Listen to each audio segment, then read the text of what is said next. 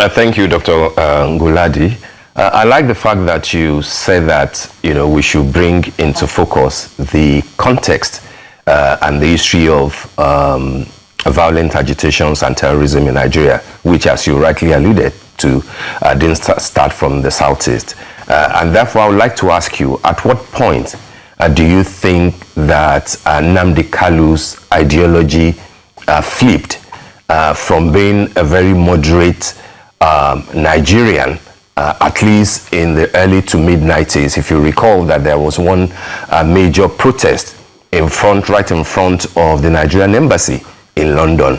It was part of that protest. The protest was against terrorism in the northeastern part of the country. Nnamdi Kanu was part of that protest against it, and to affirm that Nigerians, and he did identify himself as a Nigerian, were wholeheartedly opposed to the idea of the mayhem and the terror that was going on in the southeast. At what point, therefore, do you think that his ideology flipped to the extent that he was now asking for a lot more for the southeast? Not just asking for, like you said the other time, not just asking for things to be better. He was basically asking that the nation of Biafra should stand alone. You recall all the names that he called Nigeria. At what point do you think that things changed in him, so much so that he attributed so much power to himself, saying that he had the power of life and death, and that thousands and millions of lives, were in his hands? What do you think triggered that sort of extreme behavior, the type that you have described as not being the best, even though you see him as a freedom fighter? To answer this question, let's check the way Motsi Nnamdi Kanu operated his IPOB organization from 2014 till 2025. The Indigenous People of Biafra, IPOB, was incorporated in England on July 22, 2014, but was founded by Nnamdi Kanu in 2012. Before founding IPOB, Nnamdi Kanu formed Radio Biafra in 2009 in London, from where he made broadcasts that made him popular. As he gained popularity, he gained the attention of the then President of Nigeria, Muhammadu Buhari, who was disturbed by the broadcasts of the separatist.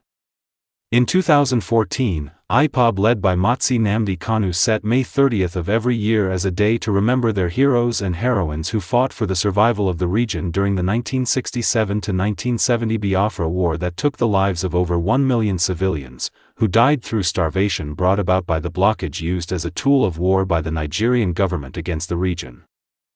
The observance serves as a reminder of the atrocities committed during the Civil War and the resilience of the Biafran people, while also functioning as a call for recognition and justice. And it started as a peaceful march by IPOB in cities across the old eastern states in Nigeria as well as other parts of the world where indigenous people of Biafra resided. While other parts of the world where IPOB gathered or marched recorded peaceful demonstrations, the Nigerian counterpart recorded violence where the Nigerian police and army shot dead peaceful protesters. Many peaceful protesters were killed by the Nigerian armed forces between 2015, 2016 and 2025. In 2015, 9 pro-Biafra agitators were gunned down by Nigeria military during peaceful assembly. In 2016 Biafra Heroes Day commemoration, Amnesty International confirmed that about 150 pro-Biafra agitators were gunned down and 50 injured by the Nigerian Happy Trigger soldiers. Opening fire on peaceful IPOB supporters and bystanders who clearly posed no threat to anyone is an outrageous use of unnecessary and excessive force and resulted in multiple deaths and injuries. In one incident, one person was shot dead after the authorities burst in on them while they slept, said M.K. Ibrahim, country director of Amnesty International, Nigeria. In that incident, pro-Biafra agitators who would hold a peaceful rally on May 30, 2016, gathered from different cities in one street Edmund's Catholic Church. And while sleeping, in the middle of the night, the Nigerian Combined Armed Forces stormed the compound on May 29 and shot and tear-gassed them. Analysis of 87 videos, 122 photographs and 146 eyewitness testimonies relating to demonstrations and other gatherings between August 2015 and August 2016 consistently shows that the military fired live ammunition with little or no warning to disperse crowds. It also finds evidence of mass extrajudicial executions by security forces, including at least 60 people shot dead in the space of 2 days in connection with events to mark Biafra Remembrance Day, Amnesty International said. This deadly repression of pro-Biafra activists is further stoking tensions in the southeast of Nigeria. This reckless and trigger-happy approach to crowd control has caused at least 150 deaths, and we fear the actual total might be far higher, said Mahmoud Kamara, interim director of Amnesty International Nigeria. The Nigerian government's decision to send in the military to respond to pro-Biafra events seems to be in large part to blame for this excessive bloodshed. The authorities must immediately launch an impartial investigation and bring the perpetrators to book, Amnesty International recommended. Premium Times, a reputable newspaper in Nigeria, obtained an insider account by a whistleblower, who is an operative of the State Security Service, on how the massacre of pro-Biafra activists happened. The whistleblower stated that the operation started with medium use of force on the night of May 29. The following morning, the Joint Task Force moved from the Onitsha Army Barracks to the rally venue on Nkporomuoji Road, only to find a crowd of pro-Biafra supporters who had been battered the night before by invading soldiers in the premises of St. Edmund's Catholic Primary School. The crowd, joined by newcomers, was by now in a resistance mood. At that point the JTF retreated to Onitsha Military Barracks. The retreat infuriated Cantonment Commander, Issa M. Abdullahi, a colonel, who ordered them back to clear the venue and roads of all miscreants. With this firm directive, the JTF, dominated by soldiers and led by Major Co. Ibrahim of the Nigerian Military Police, stormed the streets and the event venue. The rest is history. The whistleblower said that while other members of the JTF were minimizing the use of force, soldiers recklessly opened fire at crowds, shooting at close range, and wasting people indiscriminately. The whistleblower said that while other members of the JTF were minimizing the use of force, soldiers recklessly opened fire at crowds, shooting at close range, and wasting people indiscriminately. Passers-by and people in their homes and shops were not spared of stray bullets, the SSS operative said. He said it got to a point where injured pro-Biafra supporters, seeing the countless bodies of their colleagues on the ground, opened their arms wide, advanced towards the soldiers screaming that they too should be killed. 3 military trucks were used to cart away heaps of dead bodies. According to the whistleblower, there are 2 cemeteries inside the Onitsha Army Barracks. Though reserved for fallen soldiers, victims of the massacre were buried in the cemetery close to Yahweh Church, inside the barracks. The whistleblower added that in the evening of the same day, when everyone thought the dust had settled, JTF operatives invaded the Nui Teaching Hospital and, to the fury of nurses, abducted 12 gunshot victims and 7 of their relations looking after them. The 19, including women, were brought before the Commissioner of Police, Hosea Karma. He claimed that the commissioner accused the 19 of threatening the security of the state. The whistleblower said. After the arrest of Motsi Nnamdi Kanu in October 2015, pro-Biafra agitators were holding vigils, praying for his release. On February 9, 2016, over 1,000 members of Indigenous People of Biafra, IPOB, converged at the National High School Abia State, for the purpose of prayer procession within the school for the release of their leader, Nnamdi Kanu. 30 minutes into the prayer procession, a combined team of Army, Navy and police stormed the arena in over 10 Hilux. Picking the organizers of the prayers first. Minutes later, hell was let loose on the IPOB members. Over 150 of them were gunned down with many injured.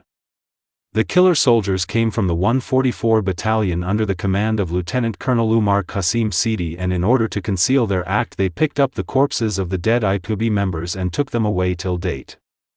On Friday, 12th of February 2016, a mass grave was discovered near ABA. Arbitrary detention and killing of pro-Biafra agitators continued even after Motsi Nnamdi Kanu was granted bail in 2017. The Nigeria Army conducted Operation Python Dance at the home of Motsi Nnamdi Kanu and killed about 28 unarmed supporters of Motsi Nnamdi Kanu. As peaceful pro-Biafra agitators continued to be gunned down by Nigeria military both on Heroes' Day commemorations and other peaceful gatherings, IPOB led by Mazi Nnamdi Kanu decided that the Biafra Heroes' Day commemoration will be observed as a sit-at-home exercise to avoid being killed by the Nigeria military. Since the pro-Biafra agitators are no more seen protesting outdoors, the Nigerian military started abducting IPOB members, torturing and killing them. At that time, anyone seen with Biafra insignia was arrested and arbitrarily kept in detention. CID personnel joined buses to identify those that would discuss either Nnamdi Kanu or Biafra, and at any military checkpoint, they would be arrested.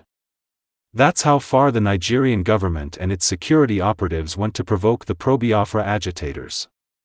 As the clampdown on Biafra agitators was going on, Fulani terrorists that have been committing mass murder of farmers in Benue State began to invade some Igbo territories where the agitators for a Biafran state are largely domiciled. The state governments in the Igbo region did nothing to secure lives of their citizens. They claimed that the federal government was in charge of security architecture. Meanwhile, the force used on IPOB to clamp them down was never applied to the herdsmen. The Fulani terrorists would write to villages that they were coming, and the security operatives would be alerted but would never show up until the unarmed farmers are slaughtered in their indigenous lands and farms, causing them to flee their homes and farms, and becoming refugees in their own land. The Southwest governors formed a Modicon, a security outfit armed to secure their farms and homeland in southwest Nigeria.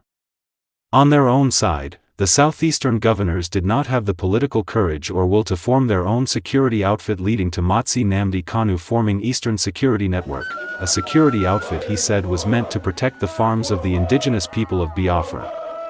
And the outfit was to remain in the bush, according to him. For very many years, for the governors in our land, the entire East, by which I mean the Southeast and the South-South, to do what their counterparts in Yoruba land did, and even what the terrorist Mietiala also managed to do, which they have failed to do up until this very day. We have decided to take it upon ourselves to defend the land of Biafra. We are determined and we are resolute, and we are not going to stop until we eradicate every trace of Fulani terrorism, every trace of hegemonic Janjaweedism in our midst. Until that happens, we are not going to waver. We are...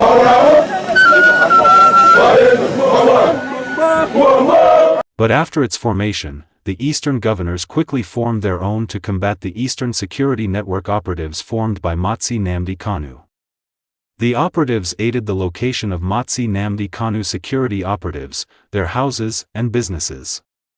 And the Nigerian military that refused to respond militarily to Fulani terrorists committing mass murder, went in search of ESN operatives in the bushes, leading to face-to-face combats. As this was going on, innocent youths from Igbo land were hugely abducted by the Nigerian combined military called JTF, both in broad daylight and at nights, leading to the rise of what was known as unknown gunmen attacking police stations, prisons and other security outfits.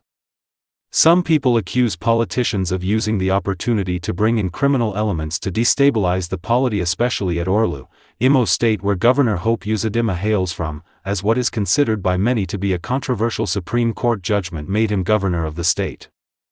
Whereas Mazi Nnamdi Kanu's Eastern Security Network remained in the bush where they chased out Fulani terrorists who had invaded Igbo territories, criminal elements known as unknown gunmen continued to unleash mayhem on the people, enforcing sit-at-home Mazi Nnamdi Kanu-led IPOB had stopped. And this continued until Simon Ekpa, a factional leader in the Biafran struggle, whose operations Mazi Nnamdi Kanu disowned, was arrested and jailed in Finland. Now, who would you accuse of being responsible for the insecurity situation in the southeast? A. Mazi Nnamdi Kanu. B. The Nigerian state and its C. Eastern governors' lack of political will. D. Simon Ekpa. E. BVEC above. F. A VED above. Thank you for watching. Like, subscribe, share and leave a comment.